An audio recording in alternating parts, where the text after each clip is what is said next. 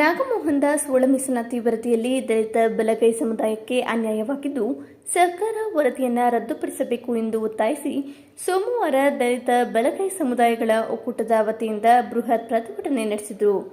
ಪ್ರವಾಸಿ ಮಂದಿರದಿಂದ ಹೊರಟ ಬಲಗೈ ಸಮುದಾಯದ ನೂರಾರು ಮಂದಿ ಕಾರ್ಯಕರ್ತರು ಬಸವೇಶ್ವರ ವೃತ್ತದಲ್ಲಿ ರಸ್ತೆ ತಡೆದು ಸರ್ಕಾರದ ವಿರುದ್ಧ ಘೋಷಣೆ ಕೂಗಿ ಆಕ್ರೋಶ ವ್ಯಕ್ತಪಡಿಸಿದರು. ಈ ಸಂದರ್ಭದಲ್ಲಿ ಮಾತನಾಡಿದ ತಾಲೂಕು ಪಂಚಾಯಿತಿ ಮಾಜಿ ಅಧ್ಯಕ್ಷ ಪಾರ್ವತಯ್ಯ, ಕಾಂಗ್ರೆಸ್ ಸರ್ಕಾರ ಮೀಸಲಾತಿ ವಿಚಾರದಲ್ಲಿ ದಲಿತ ಬಲಗೈ ಸಮುದಾಯಗಳಿಗೆ ಅನ್ಯಾಯವಾಗಿದ್ದು, ಇದು ಪಕ್ಷಾತೀತವಾಗಿ ಜನಾಂಗ ಬೀದಿಗಿಳಿದು ಹೋರಾಟ ಮಾಡಲಾಗುತ್ತಿದೆ ಎಂದ ಅವರು, ಡಾಕ್ಟರ್ ಮೋಹನ್ ದಾಸ್ ಒಳ ಮೀಸಲಾತಿ ವರದಿ ಸಂಪೂರ್ಣ ಅವೈಜ್ಞಾನಿಕವಾಗಿದೆ.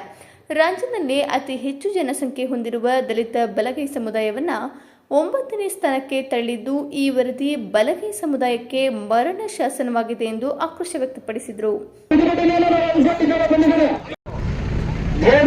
ಒಂದು ಆಚೆ ಹೋಗಿದ್ದಾಗ ಅವರಿಗೆ ಬೆನ್ನಿಗೆ ನಿಂತಿದ್ದು ನಮ್ಮದೇ ಸಮುದಾಯ. ಇಂತಹ ಒಂದು ಪರಿಸ್ಥಿತಿಯಲ್ಲಿ ಅವರು ದಲಿತರನ್ನ ಮೆಟ್ರೋ ಮಾಡಿಕೊಂಡು ಕುರ್ಚಿಯನ್ನು ಏರಿದ್ರು. ಅದಕ್ಕೆ ಬೆಳವಣಿಗೆಗೆ ಅವರೇನು ಕೊಟ್ಟರು ಅಂತಂದ್ರೆ, ಇವತ್ತು ನಮ್ಮ ಮಕ್ಕಳನ್ನ ಸುಮಾರು 30 ವರ್ಷ ಕಳೆದರೂ ಕೂಡ ರಾಜಕೀಯ ಮತ್ತು ಉದ್ಯೋಗದ ಮೀಸಲಾತಿಯಲ್ಲಿ ಹಿನ್ನಡೆ ತರುವಂತಹ ಒಂದು ಶಾಸನವನ್ನ ನಾಗಮೋಹನ್ ದಾಸ್ ಅಂತಕ್ಕಂಥ ಒಬ್ಬ ಮುಖ್ಯ ನ್ಯಾಯಮೂರ್ತಿಯವರಿಗೆ ಕಡೆಯಿಂದ ಬೆಳೆಸಿಕೊಟ್ರು. ಆದ್ರೆ ನಮ್ಮ ಸಮುದಾಯವನ್ನ ಪ್ರತಿನಿಧಿಸುವಂತ ಯಾರ್ಯಾರು ಮಂತ್ರಿಗಳಿದ್ದಾರೆ, ನಾನು ಅವ್ರ ಹೆಸರನ್ನು ಹೋಗಲ್ಲ, ಅವರೆಲ್ಲರೂ ಕೂಡ ಇನ್ನೂ ಕೂಡ ಸಿದ್ದರಾಮಯ್ಯನವರೇ ಅವರಿಗೆ ಹೇಗಾಗಿದೆ ಅಂತಂದ್ರೆ ಗೊತ್ತಾದ ಒಂದು ಪ್ರಮುಖವಾದ 3 ಹುದ್ದೆಗಳನ್ನ ಕೊಟ್ಟು ನಮ್ಮ ಶ್ರೀನಿವಾಸ ಪ್ರಸಾದ್ ಹೇಳ್ತಿದ್ರು, ಡಾಕ್ಟರ್ ರಮೇಶ್ ಅಂತ ಚಾಮರಾಜನಗರ ಹೇಳ್ತಿದ್ರು, ಮುರುಕು ಕುರ್ಚಿ ಮತ್ತೆ ಮರದ ಕೆತ್ತಿ ಕೊಟ್ರೆ ಯುದ್ಧ ಮಾಡಕ್ಕಾಗುತ್ತೆ ಅಂತ. ನೀವೆಲ್ಲರೂ ಕೂಡ ಮಲಗಿದ್ದೀರಾ, ನೀವು ಅಂದ್ಕೊಂಡಿದ್ದೀರಾ ನಮ್ಮ ಮಕ್ಕಳಿಗೆ ತೊಂದರೆ ಆಗಲ್ಲ, ನಾವು 4 ತಲೆಮಾರಿಗೆ ಆಗುವಷ್ಟು ಆಸ್ತಿ ಮಾಡಿದ್ದೇವೆ, ಹೋಗಿ ನಮ್ಮ ಸಮುದಾಯ ಹೋಗುತ್ತೆ ಅಂತ. ಅದಾಗಲ್ಲ, ಮುಂದಿನ ದಿನಗಳಲ್ಲಿ ನೀವು ಕೂಡ ಮತ್ತೆ MLA ನಿಂತ್ಕೋಬೇಕು ಮತ್ತೆ ಮಂತ್ರಿ ಕಾಣಬೇಕು ಅಂತ ಹೇಳಿ ಸುಮ್ಮನೆ ಇದ್ದೀರಾ. ನಮ್ಮ ಸಮುದಾಯದ ಪರವಾಗಿ ನೀವು ಬೆನ್ನಿ ಎತ್ತಿನ ಏನೇನು ಕೊಟ್ಟರೆ ಹುದ್ದೆಗಳನ್ನ ಕಿತ್ಕೊಂತಾರೆ ಅಂತ ಹೇಳಿ ನಿದ್ದೆ ಮಾಡ್ತಾ ಇದ್ರ. ಎಚ್ಚರವಾಗಿ ಇವತ್ತು ಸಾಂಕೇತಿಕವಾಗಿ ನಾವು ಹೋರಾಟವನ್ನು ಮಾಡಿದ್ದೇವೆ. ಇನ್ನು ಹೆಚ್ಚಿನ ಸಂಖ್ಯೆಯಲ್ಲಿ ಸೇರಿಬಿಟ್ಟು ಪ್ರತಿಭಟನೆ ದಾನ ಮಾಡುವುದು ಅಥವಾ 60ನೇ ಮೆರವಣಿಗೆಯನ್ನ ಮಾಡುವುದ ವಿರುದ್ಧ ಪ್ರತಿಭಟನೆ ಮಾಡತಕ್ಕಂಥಲ್ಲ ನಮ್ಮ ಸಮುದಾಯ ನಗರದಲ್ಲಿ ಸೇರಿ ಮಾಡ್ತೇವೆ. ಇದು ನಮ್ಗೆ ಎಚ್ಚರಿಕೆ, ಇನ್ನಾದ್ರೂ ಎಚ್ಚರ ಮಾಡಿ ಅಂತ ಹೇಳಿ ನನ್ನ ಮಾತು ಮುಗಿಸ್ತೇನೆ. ಅದು ದೃಷ್ಟಿಯಿಂದ ಈ ನೀವು ಇರೋದ್ರೊಳಗಡೆ ಏನು ಈ ನಾಗಮೋಹನ್ ದಾಸ್ ವರದಿ ಇದೆ ಅದನ್ನ ಕ್ಯಾನ್ಸಲ್ ಮಾಡಿ, ಏನಿವತ್ತು ನಮ್ಮ ಕ್ಯಾಸ್ಟ್ ಸರ್ಟಿಫಿಕೇಟ್ ಇದೆ ಹೊಸದಾಗಿ ಮಾಡಿಸ್ಬೇಕು, ಅದನ್ನ ನಿಲ್ಲಿಸಬೇಕು. ನಿಲ್ಲಿಸಿ ಏನು ಹಿಂದೆ ನಾವು ಏನು ಕೊಟ್ಟಿದ್ದೀರಿ ಅದನ್ನ ಮುಂದುವರಿಸಬೇಕು. ಏನು ಪೂರ್ತಿ ನಾವು ಏನು SC ಸಮುದಾಯ ಅಂತ ಏನ್ ಬರುತ್ತೆ, SC ಸಮುದಾಯ ಅಂತ ಏನ್ ಬರುತ್ತೆ, ಆ ಸಮುದಾಯಗಳಿಗೆ ಏನು ಈಕ್ವಲ್ ಆಗಿ ನಾವು ನಡ್ಕೊಳ್ಳೋ ನಿಟ್ಟಿನಲ್ಲಿ ನೀವು ಅನುವು ಮಾಡಿಕೊಳ್ಬೇಕು. ನಮ್ಮಲ್ಲೇ ಇಲ್ಲಿ ಒಳ್ಳೆಯವರು ಮಾಡಿದ್ರು ಅಂತ ಹೊರಹಾಕಿ ನಮ್ಮನ್ನು ಸಾಯಿಸಿ ನೀವು ಬೇರೆ ಪಿಕ್ಚರ್ ನೋಡಬೇಡ.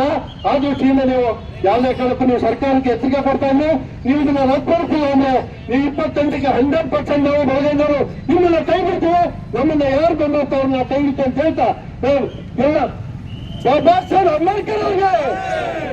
ಕರ್ನಾಟಕ ಇವು 3 ಇನ್ನೊಂದು ಬೆಳಗ್ಗೆ ಅಂತ ಬರುತ್ತೆ. ಇಂಥ 4-5 ಜಾತಿ ಸೇರಿ ಈ ಬೆಳಗ್ಗೆ ನಾವು ಸೇರ್ಪಡೆ ಆಗ್ತೀವಿ.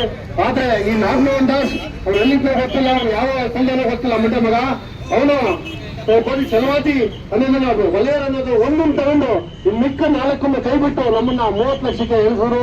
ನಾವು ಕರ್ನಾಟಕ ರಾಜ್ಯದಲ್ಲಿ 40 ಲಕ್ಷ ಜನಸಂಖ್ಯೆ ಇದ್ವಿ. ನಾವು ಇದನ್ನ ನಾವು ಮಾಡೋದು ನಾವು ಎಲ್ಲಿ ಹೇಗೆ ನಾವು ನಂಬರ್ 1ಗೆ ಬರ್ತೀವಿ ಅನ್ನೋ ಒಂದು ಭಯದಿಂದ ರಾಜ್ಯ ಸರ್ಕಾರದ ಒಂದು ಕುತಂತ್ರನೋ ಏನೋ ಗೊತ್ತಿಲ್ಲ, ಇದನ್ನ ಮಾಡಿ ನಮ್ಮನ್ನ 2ನೇ ಪ್ಲೇಸ್ ಅಲ್ಲಿ ಇಟ್ಟಿದ್ದಾರೆ. ಆದ್ರೂ ಸಹ ಇವತ್ತು ಏನು 3 ವಿಂಗಡಣೆಯಾಗಿ ಮಾಡಿದ್ದಾರೆ, 1, 2, 3 ಅಂತ. ಈ 3ಕ್ಕೂ ನಮ್ಮ ಹೋರಾಟ, ಈ 3ಕ್ಕೂ ಈಕ್ವಲ್ ಆಗಿ ಎಲ್ಲ ಒಂದು ಇದರಲ್ಲಿ ನಮಗೆ ಸಮಾನತೆ ಸಿಗಬೇಕು, ಎಲ್ಲರಿಗೂ ಸಮಾನತೆ ಹಕ್ಕುಗಳು ಸಿಗಬೇಕು. ಅದ್ರ ಜೊತೆಗೆ ಏನು ಇವತ್ತು ನಾನು ನಮ್ಮ ಸ್ನೇಹಿತರು ಮೈಸೂರು ಹೇಳ್ತಾ ಇದ್ರು, ಇದು